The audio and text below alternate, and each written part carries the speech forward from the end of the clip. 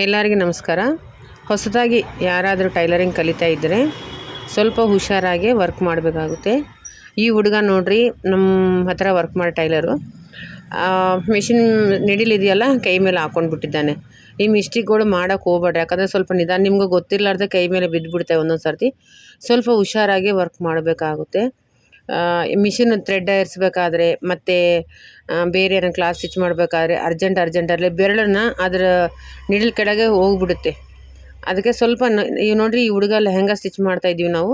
ಅದನ್ನು ನೋಡಿಬಿಟ್ಟು ಅದನ್ನು ಥ್ರೆಡ್ ಹಾಕಕ್ಕೆ ಹೋಗಿ ಕೆಳಗಡೆ ಆನ್ ಆಫ್ ಇರುತ್ತಲ್ಲ, ಪೆಡಲ್ ಮೇಲೆ ಕಾಲಿಟ್ಬಿಟ್ಟಿದ್ದಾನೆ ನೋಡಿರಿ.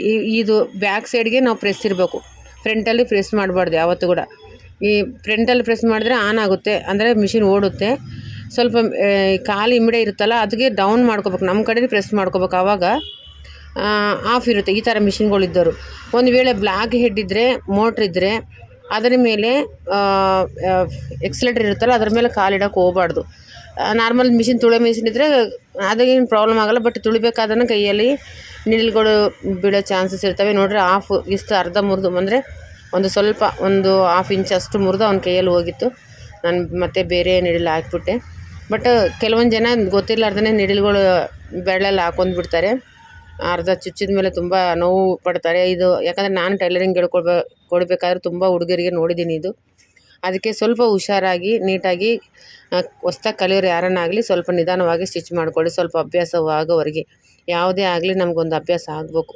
ಆ ಥರ ಪಟ್ಟು ಅರ್ಜೆಂಟಾಗಿ ಮಾಡೋಕ್ಕೆ ಹೋದರೆ ಈ ಥರ ಪ್ರಾಬ್ಲಮ್ಸ್ ಆಗ್ತವೆ. ಈಗ ನೋಡಿರಿ, ಈ ಥರ ಎಕ್ಸಲೇಟರ್ ಇದ್ದರೆ ಇದರ ಮೇಲೆ ಕಾಲು ತೆಗೆದುಬಿಟ್ಟೆ ನಾವು ಥ್ರೆಡ್ ಹಾಕೋದು, ಇನ್ನೇ ಬೇರೆ ಕೆಲಸಗಳಿದ್ರೆ ಮಾಡ್ಕೋಬೇಕು.